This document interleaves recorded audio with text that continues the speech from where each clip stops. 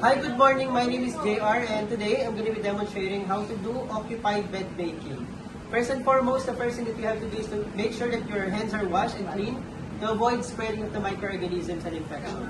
And then, you have to gather all the materials that you need, including the disinfectant solution, 2 pairs of gloves, wipes, our linens. So we have the bath blanket, bottom sheet, rubber draw sheet, cotton draw sheet, 2 pillowcases, pillow, the top sheet, and then another pillowcase. And of course, the chair. So after gathering the materials, we may now go to the patient's unit, knock on the door to show courtesy, and then once you enter the room, you have to identify the patient by looking at the head part, side part, foot part of the patient, or by simply checking the identification of the patient, ID bracelet. or ID bracelet of the patient. Okay? So after checking the identification, you also have to make sure that the room is well lighted and has a good ventilation. And then you have to adjust the bed to its working level to avoid straining of your back and for you to have a good body posture. Okay? And then after doing that, we have to also arrange the linens according to its use. So since we're going to be applying first the bath blanket, it should be placed placed above all other linens. So we have the bath blanket followed by bottom sheet, rubber draw sheet, cotton draw sheet, the first pillowcase, the pillow, the top sheet, and then the last pillowcase. So after gathering the materials, we may now wear our gloves. The first pair of gloves. So this is to protect ourselves since we're going to be touching the used linens already, or the soiled linens. So we're going to be wearing the first one. Since the soiled linens are contaminated and it's full of microorganisms since that's used by the patient. Okay. Assuming it's worked properly. Let's wear the other one.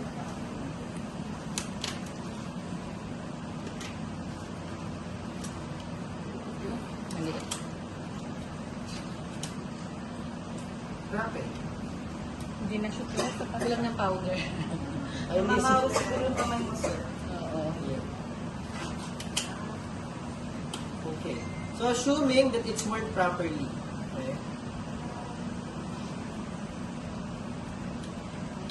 So after wearing the gloves, we can now remove first the linens from the bed.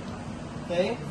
So we're going to be starting with the comforter or the blanket of the patient. So we're going to remove the blanket. We have to pick it up at the center.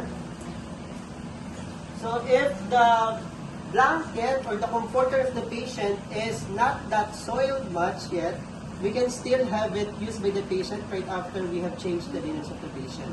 But if it's soiled already, we have to replace it and you have to put this in the laundry hamper nearby. Assuming that it's not soiled that much yet, so we can still use it after changing the linen. So we can just simply put this at the back of the chair.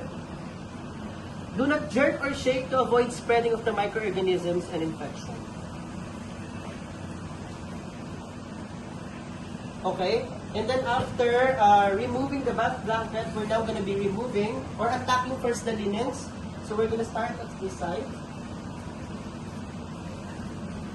Untap the linens at the foot part of the bed. And then at this side as well. And of course, the leg part. So after untapping the linens, we're now going to be removing first the top sheet of the patient. But since we have to cover the body of the patient first before we remove the top sheet, we're going to be using the bath blanket. So we're going to put it at the center part of the patient, body part of the patient, or the chest of the patient. By the way, the bath blanket serves as the privacy sheet or linen of the patient, so the patient's body is not going to be seen. Right? And then, aside from that, the purpose of us using bath blanket is, this will serve as well as the barrier between the soiled linens and the new linens. I'll show you how it's done later. So unfold.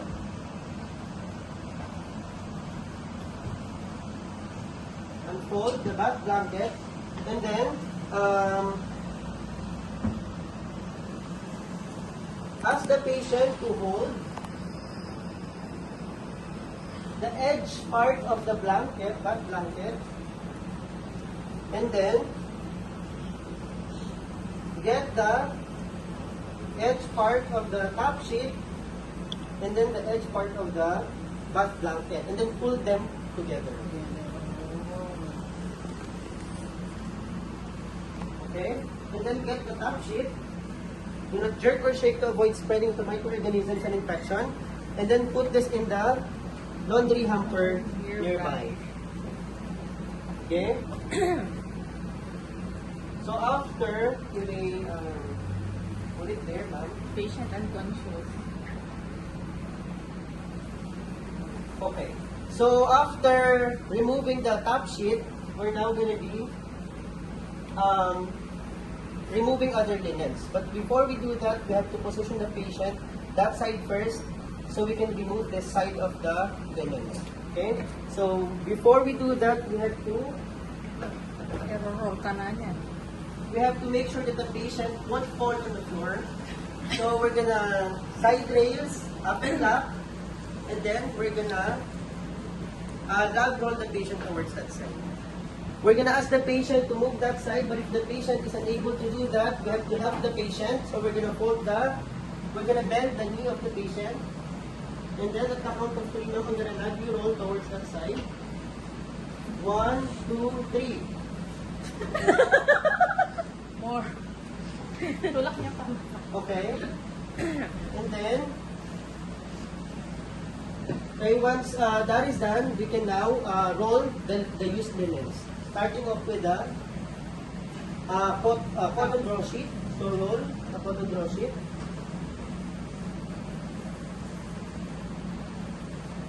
The rubber draw sheet as well.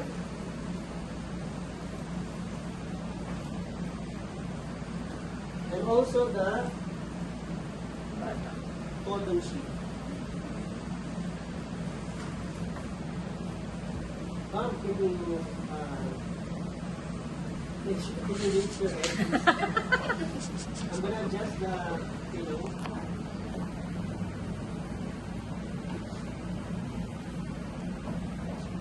So after rolling, we also have to cover the used linens or the rolled linens using the bath blanket. Okay. And this is to avoid the new linens from getting contaminated. Okay? As I said a while back, the purpose of us using the bath blanket is to have this one serve as the barrier between the new linens and the soiled linens. Okay? So after covering the soiled linens, we can now disinfect the bed. So we're going to put disinfectant solution. Then we're going to get 2 pieces of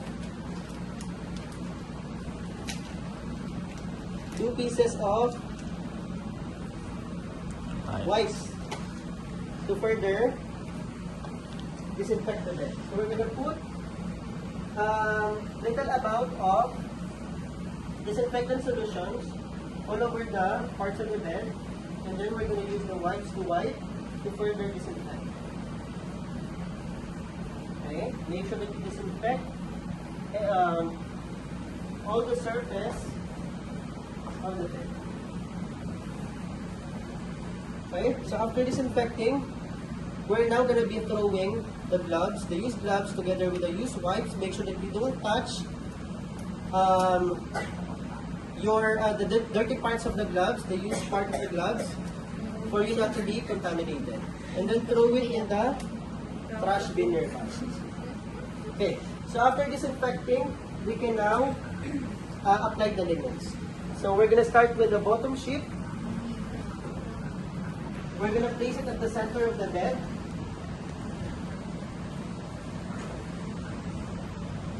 Can you move a little?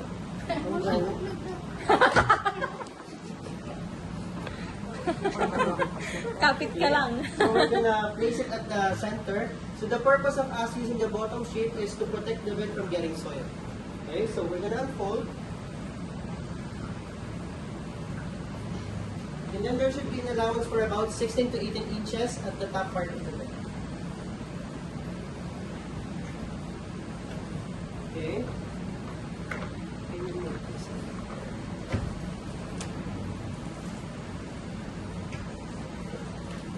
So we're gonna pan fold. Pan fold. Oo, ganyan pa rin.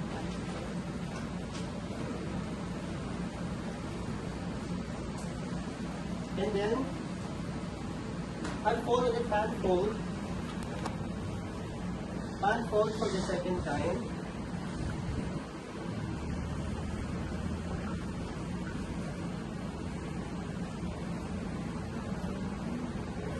And then we're going to top the head part of the linen. Pull your hem. Pull your hem and do the my third corner 45 degrees. 45 degrees. And then untop this part. And then hang. Do the same procedure at the foot part of the bed. Top this part. Pull your hem. Do the my third corner 45 degrees. And then top this part. And then hang. And then starting at the head part of the bed, one hand will lift, one hand will tap, one hand will lift, one hand will tap, one hand will lift, one hand will tap, one hand will lift, one hand will tap, one hand will lift, one hand will tap. Okay? So after applying the bottom sheet, we're now going to be applying the rubber draw sheet. Put it at the center.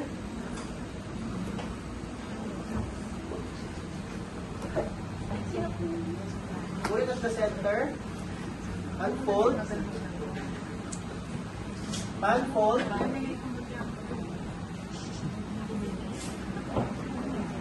By the way, the reason as to why we're using rubber draw sheet is to protect the bottom sheet or the bed from getting soiled. This is applicable for patients who have secretions on their body. Okay, and there should be an allowance for about 12 to 15 inches at the top part of the bed. And then, after applying the rubber draw sheet, we're now going to be applying the cotton draw sheet. Put it at the center, unfold. There should be an allowance for about 2 to 3 inches from the rubber draw sheet.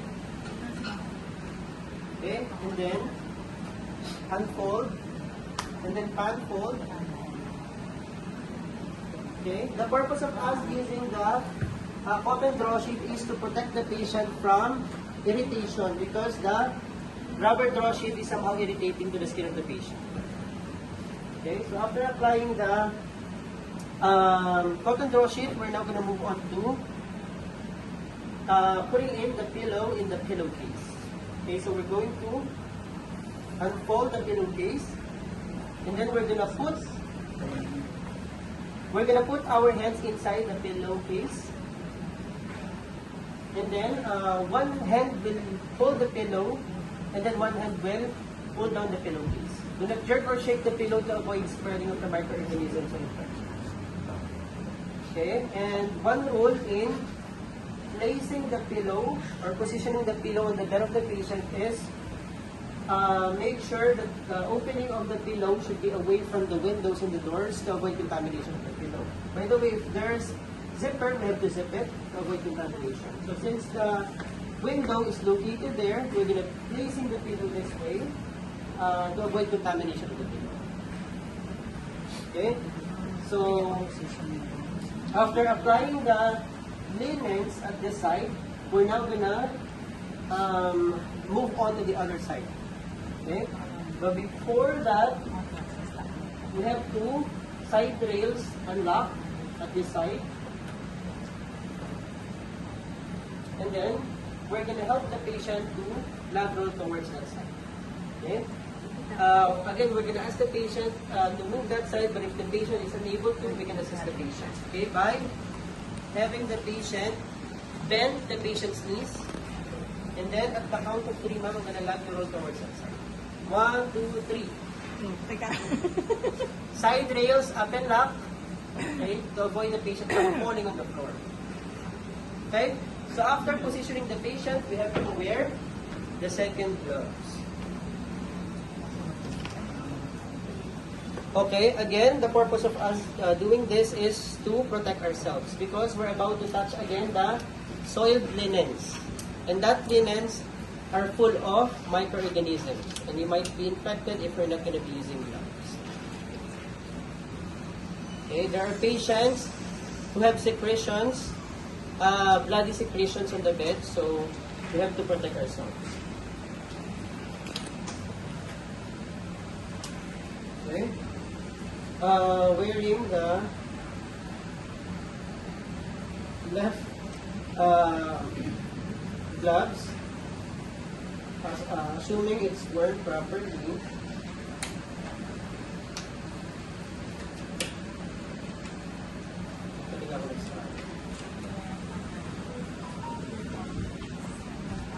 Alright. So usually it's worked properly, so we're gonna go back to that side. And then bring the wipes and then the disinfectant solution.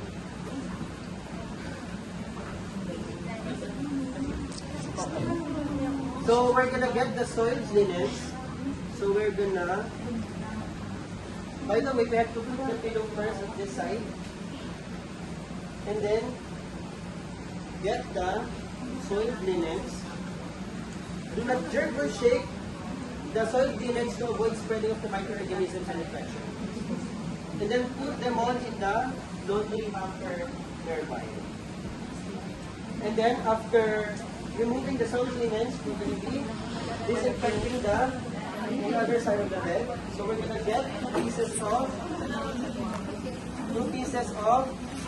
wipes. Van, are you sleeping? And then we're going to be applying or pouring little amount of disinfectant solutions on the surface of the bed to disinfect the bed, to kill the microorganisms we have on the bed. And then to further disinfect, we're going to be using wipes to wipe. Okay. So after disinfecting this side of the bed, we can now remove our gloves. Again, do not touch, using your bare hands, the dirty part of the gloves. So when removing, you have to make sure that you touch the uncontaminated part of the gloves. And then throw in the trash bin nearby. Sabi kong trash bin. Alright, so after removing the gloves, we're now going to be pulling the linens. So we're going to start with the bottom sheet. We're going to stretch the bottom sheet.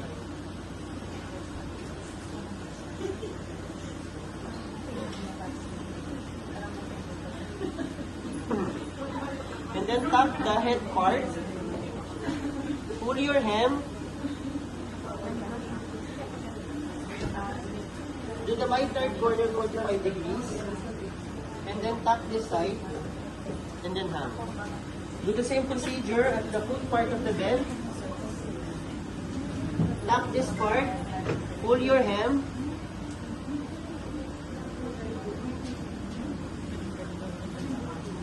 Do the right third corner 45 degrees. And then tuck this side. And then hem. And then from the head part, one hand will lift, one hand will tuck, one hand will lift, one hand will tuck, one hand will lift, one hand will tuck, one hand will lift, one hand will tuck, one hand will lift, one hand will tuck. And then we're gonna stretch or pull the rubber draw sheet, and of course the cotton draw sheet. If there is hanging side, we have to tuck it as well.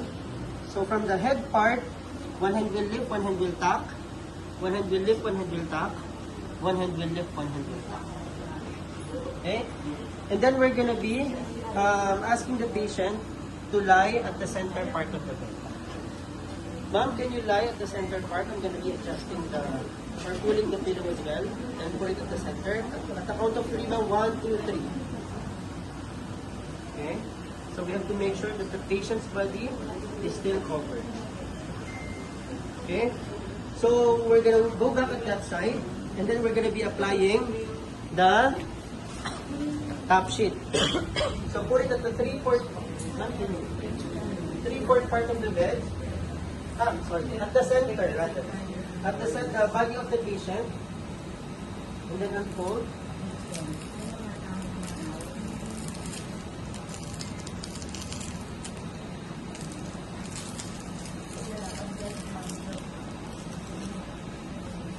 Wait.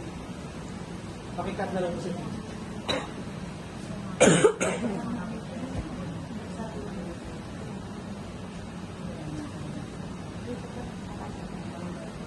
Okay, put it at the center.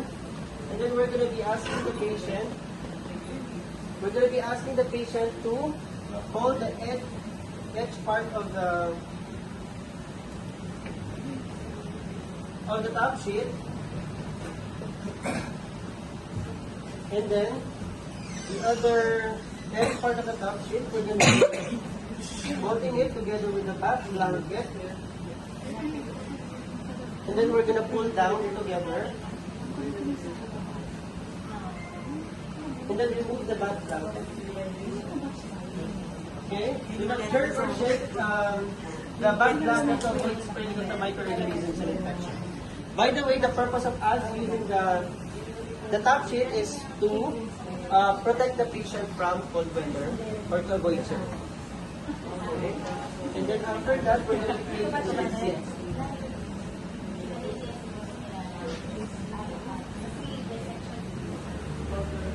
Creating the dome plate.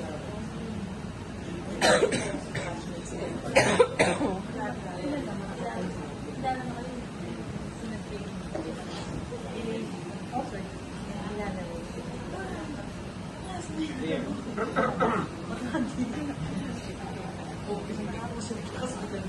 So we're going to be creating the dome plate.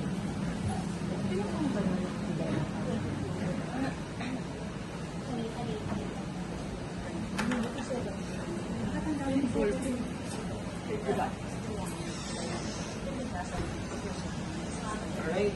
So make sure that the top sheet won't touch the floor to avoid contamination of the linen.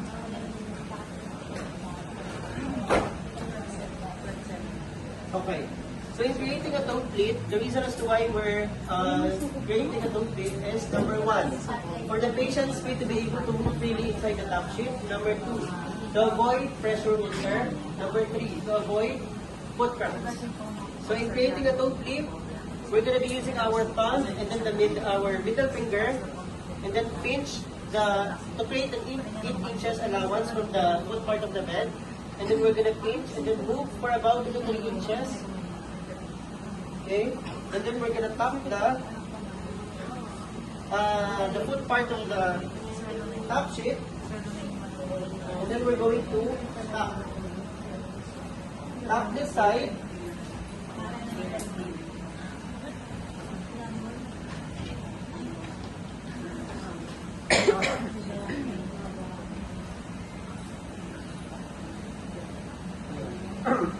We're going to tap this side.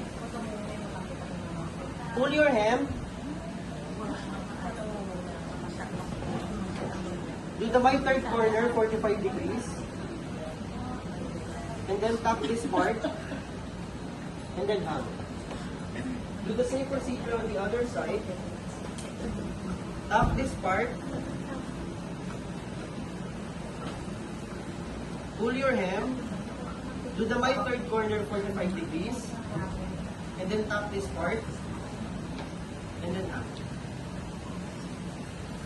And then flip it over or reverse. And this is the toe plate. So after creating the toe plate, we're now going to be getting the other pillow.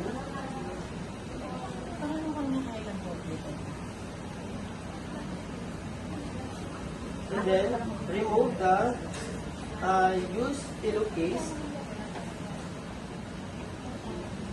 Do not jerk or shake to avoid spreading of the microorganisms and infection. And then put it in the laundry hamper nearby. And then get the last pillowcase. Put your hands inside. Hold the pillow. One hand will hold the pillow. One hand will pull down the pillowcase.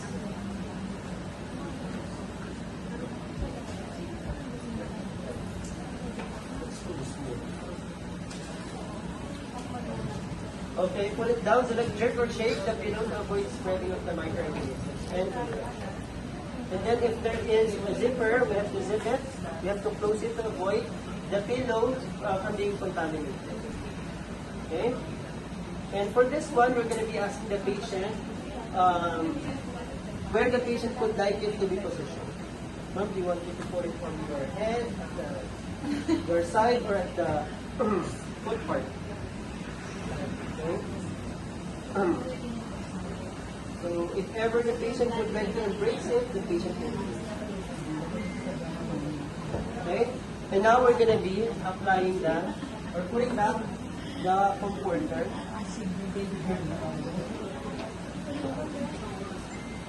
This is to avoid the patient from cold weather. Or to protect the patient from cold weather.